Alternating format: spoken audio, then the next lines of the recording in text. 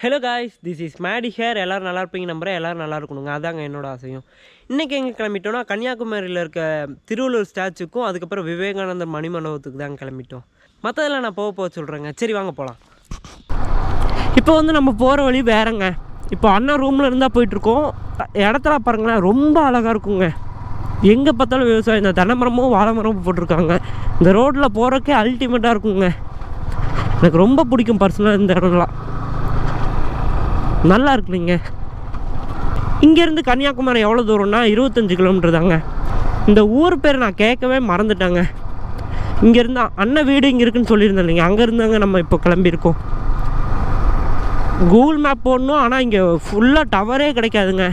எனக்கு தெரிஞ்சு நானும் நைட்டு வீடியோ அப்லோட் பண்ணுன்னு சொல்லிட்டு வெளியே மாடியில் உட்காந்து பார்த்தேன், ரோட்டில் நின்று பார்த்தேன், எங்கேயுமே டவரே கிடைக்கலைங்க. அதனால் வீடியோ கூட அப்லோட் பண்ண முடியாமல் போயிடுச்சு. அதனால தான் இன்றைக்கி தாங்க அப்லோட் பண்ணுவேன். வா, அழகாக இருக்குங்க. வா,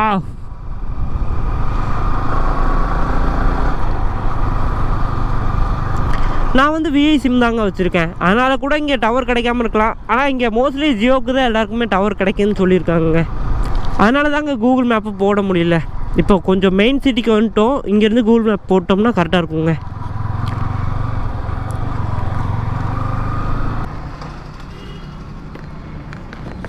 ஐயா ரொம்ப பிஸியாக இருப்பார் போலங்க.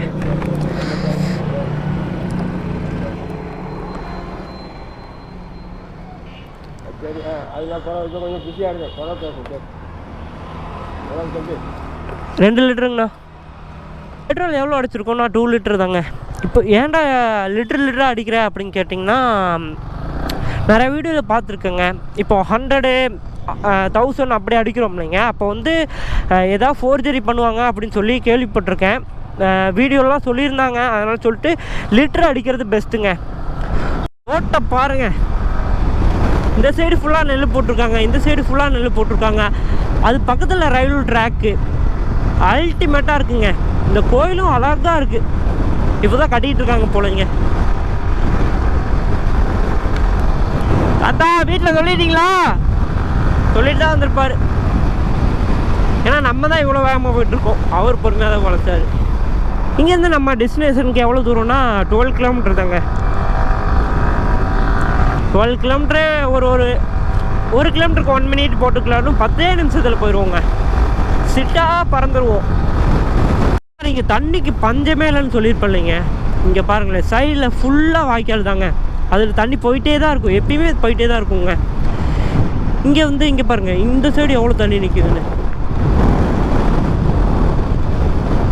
தண்ணிக்கு பஞ்சமே இல்லைங்க. திருப்பூரில் கொஞ்சம் கூட தண்ணியே பார்க்க முடியாது. இங்கே தண்ணியாக இருக்குது எங்கே பார்த்தாலும்.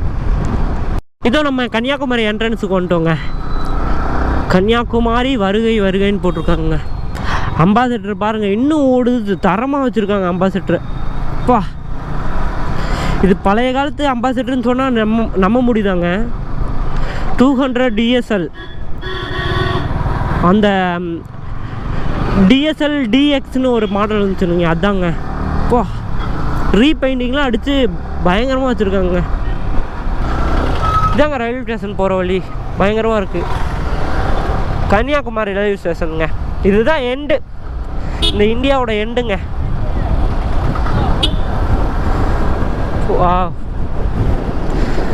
இந்த சர்ச்சில் பயங்கரமாக இருக்குங்க. கடல் பக்கத்தில் நம்ம வந்துட்டோம். கடல் பக்கத்தில் வந்த மாதிரியே தெரியல இல்லைங்க. இந்த லெஃப்ட் சைடு போனோம்னா ஃபுல்லாக கடல் தாங்க. இப்போ இந்தியாவோட எண்டான கன்னியாகுமரி தாங்க இப்போ வந்திருக்கோம். பாருங்கள், வேறு லெவலில் இருக்குது, அல்டிமேட்டாக இருக்குங்க. நோ என்ட்ரியா? நான் போவேங்க, யார் கேட்பா? நாங்களே எங்கள் ஏரியாவில் அப்படி, இங்கே இப்படி. அண்ணன் இருக்கார், அண்ணனை கூப்பிட்டா சிட்டா பிள்ளைங்களை கூப்பிட்டு வந்துடுவாருங்க.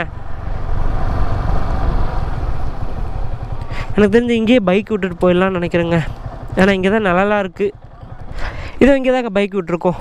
இங்கே தான் எனக்கு தெரிஞ்சு நிழலாகவும் இருக்குது. இதுக்கு மேலே போக முடியாதுங்க, அதுக்கு மேலே கயிறு வச்சு அடைச்சிருக்காங்க. அதனால் சொல்லிட்டாங்க இப்போ எங்கேயே பைக்கை விட்டுட்டேன். யார் திருவள்ளுவர் ஸ்டாச்சுக்கு வந்தாலும் சரிங்க, இந்த பகவதி அம்மனை பார்த்துட்டு தாங்க போவாங்க. கன்னியாகுமரின்னு இந்த ஊருக்கு நேம் இருக்கு இல்லைங்க, ஒருவேளை இந்த சாமினால தான் அந்த நேம் வந்துச்சுன்னு சொல்கிறாங்க. இதோ திருவள்ளுவர் ஸ்டாச்சு கிட்ட வந்துட்டோங்க. இங்கே ரொம்ப அலை இருக்கிறதுனால வாய்ஸ் வந்து பிரேக் ஆகி தான் கேட்கும்னு நினைக்கிறேங்க. எனக்கு தெரிஞ்சு அவ்வளோக்கு வாய்ஸ் கேட்குமா என்னன்னு தெரியல. நமக்கு பின்னாடி தாங்க இருக்குது. இப்போ நம்ம கொஞ்சம் வேகமாக போகணுங்க. எதுக்காகனா விவேகானந்த சிலை வரைக்கும் மட்டும்தாங்க நமக்கு அலோடுன்னு நினைக்கிறேன். திருவள்ளுவர் சிலைக்கு வந்து அலோடு இல்லை. ஏதோ ஒர்க் போயிட்டுருக்குங்க, அதனால் சொல்லிட்டு அங்கே வந்து கூட்டு போகலான்னு நினைக்கிறேன். விவேகானந்தர் மணிமண்டபத்துக்கு போகிறதுக்காக டிக்கெட் கொடுப்பாங்க. அங்கேருந்து போட்டில் தான் போகணும். ரொம்ப தூரமாக ஒரு போட்டு போயிட்டுருக்கு பாருங்கள், 2 போட்டு. அங்கே அப்படி தாங்க கூப்பிட்டு போயிட்டுருப்பாங்க. அதே மாதிரி தான் நம்மளும் போக போகிறோம். நான் போக சொல்கிறேங்க உங்களுக்கு.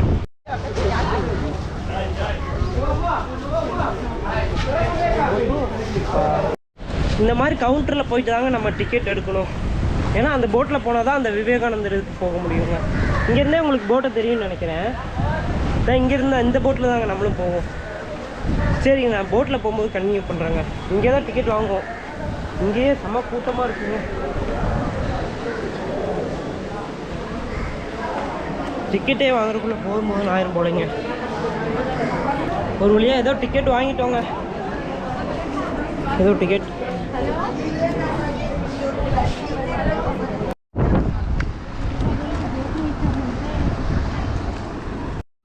இதோ இதுக்கு பின்னாடி இருக்க போட்டில் தாங்க நம்மளும் போக போகிறோம்.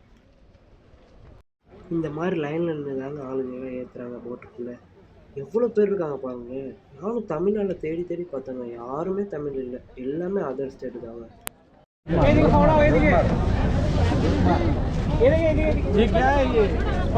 என்னடா இவ்வளோ கூட்டமாக இருக்குது, ஏதோ பொங்கல் தான் தராங்க போலன்னு நானும் பார்த்துட்டு இருந்தேங்க. பார்த்தா எல்லாருமே லைஃப் ஜாக்கெட் எடுத்துகிட்டு இருக்காங்க. அப்போ இவ்வளோ பேருக்கு நீச்சல் தெரியாது, நம்ம தான் காப்பாற்றணும் போல.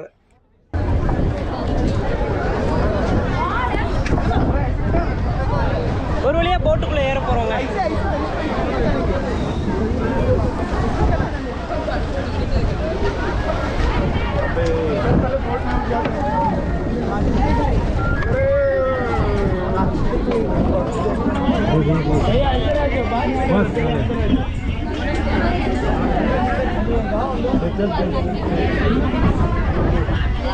ஒரு வழியாக அடிச்சு பிடிச்சி போட்டுக்குள்ளே ஏறினா சீட்டு இல்லைங்க.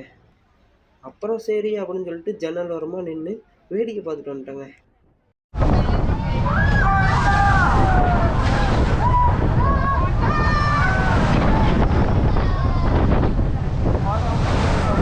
ஆனால் இன்னைக்கு அலை அதிகமா அலை. நமக்கு முன்னாடி நின்றுருக்காரு இல்லைங்க, இந்த அண்ணாண்ட தாங்க ரொம்ப நேரமாக பேசிட்டு வந்துட்டு இருந்தேன். ஆனால் போட்டை நான் வேணா கொஞ்ச நேரம் ஓட்டட்டான்னு கேட்டாங்க. சும்மா விளையாட்டுக்கு தாங்க கேட்டேன். தம்பி, போட்டை முன்னாடிலாம் ஓட்ட மாட்டாங்க, பின்னாடி தான் ஓட்டுவாங்கன்னு சொல்லிட்டு நம்மளே தக்கலை சொல்லிட்டாருங்க.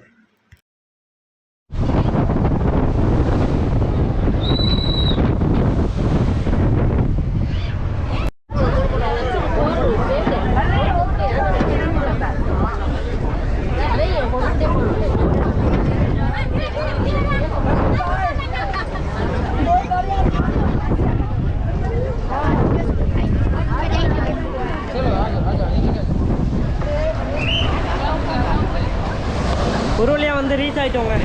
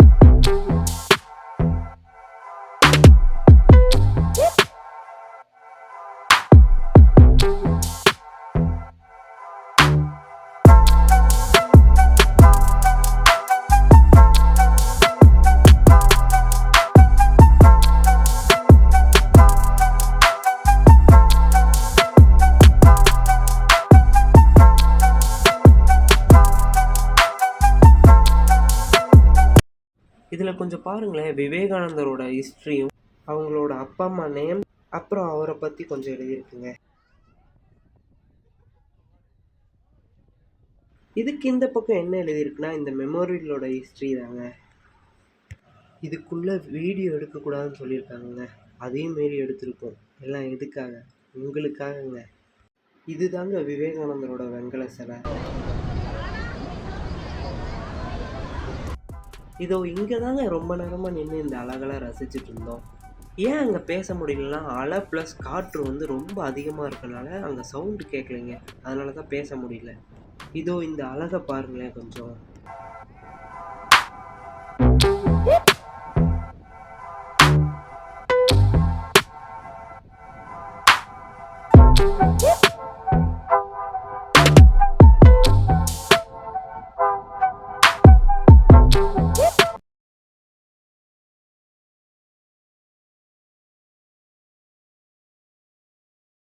இதோ இந்த அழகான இடத்த விட்டு நம்ம கிளம்ப போகிறோங்க. எல்லோரும் லைனில் போயிட்டுருக்காங்க பாருங்கள். அதே மாதிரி தான் நம்மளும் போய் போட்டில் போவோங்க.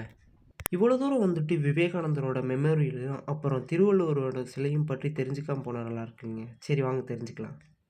1892 வந்து சுவாமி விவேகானந்தர் வந்து இங்கே நீந்தி வந்து தியானம் பண்ணதாக சொல்கிறாங்க.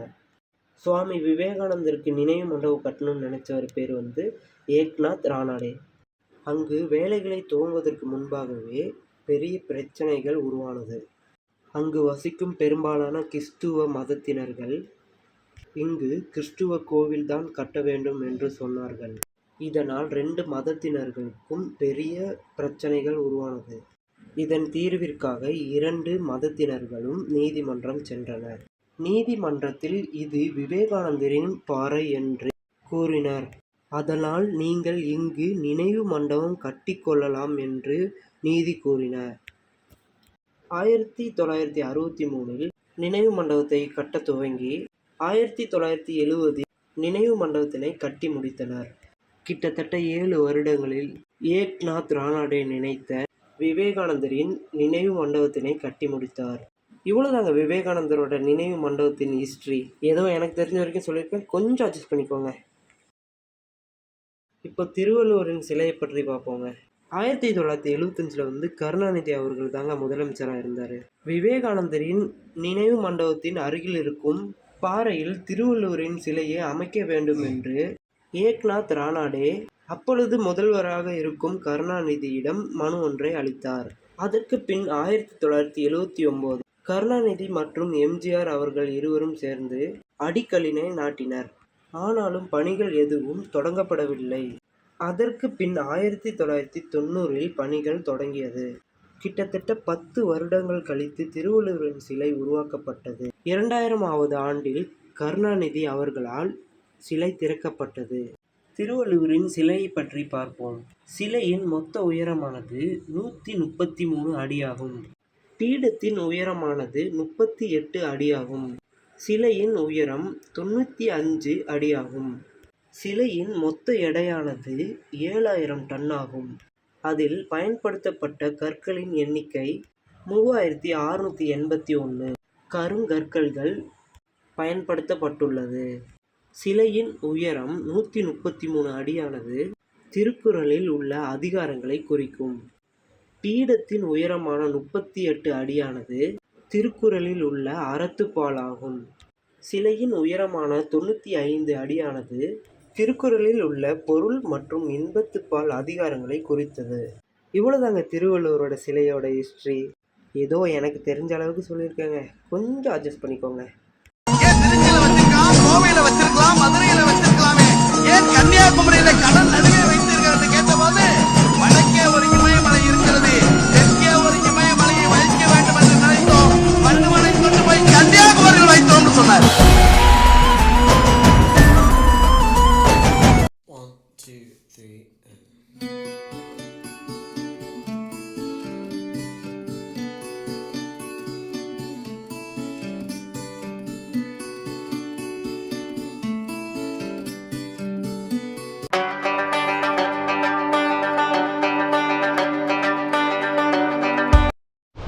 ஒரு வழியாக கன்னியாகுமரியில் சுற்றி பார்த்தாச்சுங்க. நான் நிறைய இடத்துக்கு போகணுன்னு நினச்சேன். இப்போவே ரொம்ப லேட் ஆகிடுச்சுங்க. ஏன்னா விவேகானந்தர் மணிமண்டபம் போயிட்டு வந்தோம் இல்லைங்க. அப்போ இருந்து ஒரு ஈவினிங் 6 o'clock தாங்க இங்கே வந்தோம். கடல்லேருந்து அப்போ தான் நம்ம வந்தோம். அதுலேருந்து கொஞ்சம் நேரம் இங்கே சுற்றி பார்த்து டைம் லேப்பு அப்புறம் சன்செட்டு இதெல்லாம் பார்த்தோன்னா ரொம்ப டைம் ஆயிடுச்சுங்க. அதனால தாங்க இங்கேயே வீடியோ எண்ட் பண்ணிக்கலான்னு இருக்கேன். நம்ம சேனல் யாராவது புதுசாக பார்த்துட்டு இருந்தீங்கன்னா மறக்காமல் சப்ஸ்கிரைப் பண்ணிக்கோங்க, பெல் ஐக்கானை கிளிக் பண்ணிக்கோங்க, லைக் பண்ணிக்கோங்க, ஷேர் பண்ணிக்கோங்க, இன்ஸ்டாகிராம் அது இதுன்னு ஃபாலோ பண்ணிக்கோங்க. இவ்வளோ தாங்க இந்த வீடியோவில் நான் சொல்லணும்னு நினச்சது. யார் பைக் ஓட்டினாலும் மறக்காமல் ஹெல்மெட் போடுங்க. ரோட்டில் கவனம் இருக்கட்டும், கையில் பேக் இருக்கட்டும், தலையில் ஹெல்மெட் இருக்கட்டும். Okay, tata, bye bye, take care.